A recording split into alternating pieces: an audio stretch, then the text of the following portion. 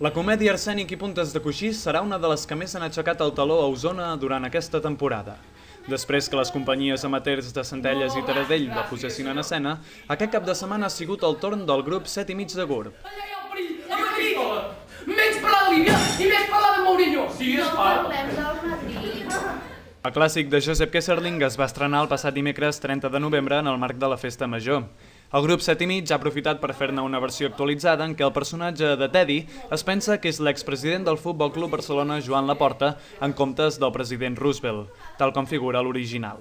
Guardiola, com a president del Futbol Club Barcelona t'exigeixo que m'acompanyis a inspeccionar la ciutat esportiva. Jano, és hora d'anar al llit. El director del muntatge, Enric Grau, explica aquesta nova versió que han fet. Aquesta obra està adaptada a l'ambient nord-americà de la postguerra, de la postguerra, abans de la Guerra Mundial. I és clar, un tall d'exemple d'una cosa que hem adaptat doncs, és que se'ns surt un mossèn a l'obra de teatre i els mossèns es casen. La majoria són protestants i és normal que tinguin família. Clar, aquí això de mossèns casats no tenim gaire costum. I el que hem fet és convertir-lo en diaca, i com que diaques permanents ja es poden casar, doncs en aquest sentit cobrim l'expedient, no? Perquè no soni tan mal. Aquesta versió d'Arsènic i puntes de coixí ha comptat amb els actors de sempre del 7 i mig, com ara Xavi López, Joan Parareda, Jordi Codina i Marina Rossinyol, entre d'altres. La trama de l'obra gira entorn de dues velletes adorables, però que tenen una cara una mica fosca, ja que ajuden a fer el pas cap a l'altre barri els desemparats a qui relloguen cambres. Hi ha un cadàver aquí a la caixa! Sí, ja ho sabem. Ja ho sabeu? Esclar, però no té res a veure amb el Jack. Ara, Martí, oblida-ho.